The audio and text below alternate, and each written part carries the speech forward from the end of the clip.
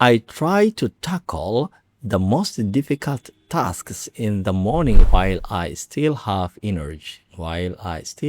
energy.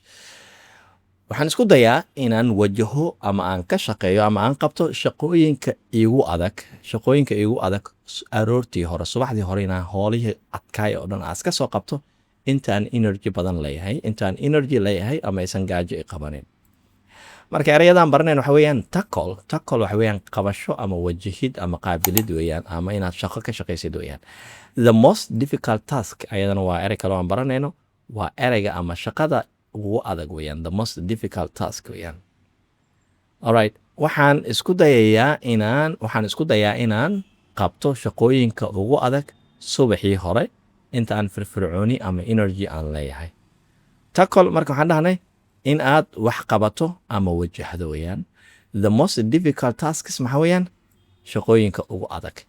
qaybta commentiga ha iloobin inaad ku soo qorto markay ugu yaraato hal ama laba jumlo oo aad isticmaalayso erayadan isticmaalayso. isku day inaad adiga erayo kuu gaaray aad abuurato si aad vocabulary-gaada u iloobin.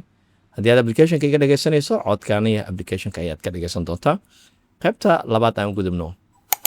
I usually take a quick power nap in the afternoon to recharge my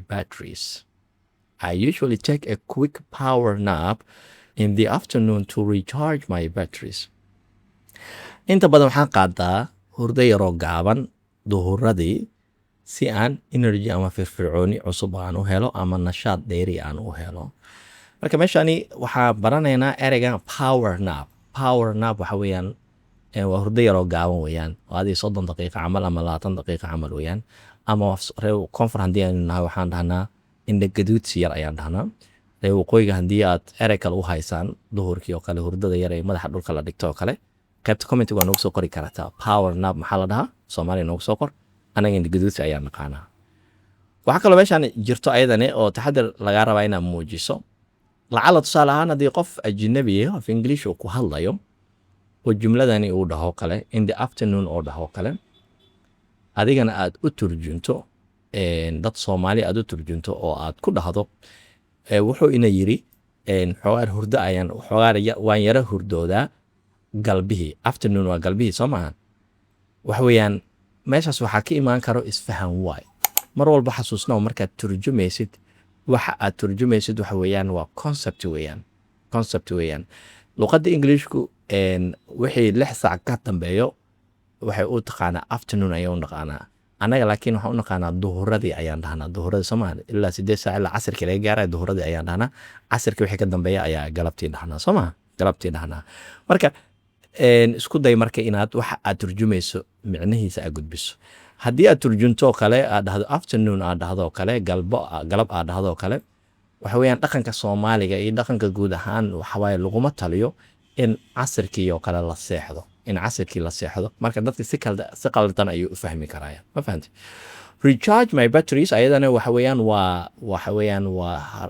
sarbeeb weeyaan ama hadal idioms weeyaan oo ka turjumayo battery anaga naguma jiro la jaajareynayo. marka micnaheedu laakiin waxay ka turjumaysaa firfircooni cusub ama energy cusub si aan u helo ayay ka turjumaysaa. power nap waxaan dhahnay hurdo gaaban ama indhagaduudsi. recharge batteries waxa weeyaan dib u helidda xoog ama firfircooni weeyaan.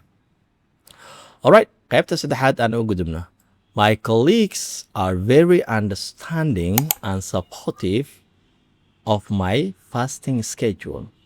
colleagues akhyaarta ila shaqeyso ama asxaabta ila shaqeyso waxa weeyaan waa dad ifahmaya weeyaan ama dad fahamidooda ay wanaagsan tahay weeyaan, iguna taageerayo jadwalkayga soonka, iguna taageerayo supportive waxa weeyaan qof taageero badan kugu muujinayo. marka akhyaarta ila shaqeyso ama asxaabteeda shaqo wadaaga aan nahay waxa weeyaan waa dad wax fahmaya weeyaan, iguna dhiirigelinayo iguna taageerayo jadwalkayga Ramadaanka oo kale ama jadwalkayga soonka igu dhiirigelinayo. marka waxaan baranay colleagues. isku day inaad jumlad soo qorto qaybta commentiga aad soo geliso adigoo isticmaalayo ereyga colleague ama supportive isticmaalaya. colleague waxaan dhahnay asxaabta shaqada ama hawsha isla qabanaysaan. supportive waxa weeyaan qof taageero kuu muujinayo, qof taageero laga helo weeyaan, taageero ama garab istaag laga helo weeyaan. alright, applicationka haddii uusan ku download garaysnayn fadlan soo download garay kadibna kuwiisyadani kasoo shaqeey mar kale kusoo dhawow wax ka baro academy haddii markii ugu horeysa nagu soo biireyso wax ka baro academy waxaan kugu diyaarinay koorsadii ugu ballaarneed eebad bulshada soomaaliyeed ee soo gudbiso faahfaahinteeda inta kagama hadli karo fadlan badhanka applicationka hoostiisa yaalo taabso si aad u hesho u diyaar garooba cashirka xigo. Assalaamu calaykum waraxmatullaahi wabarakaatu.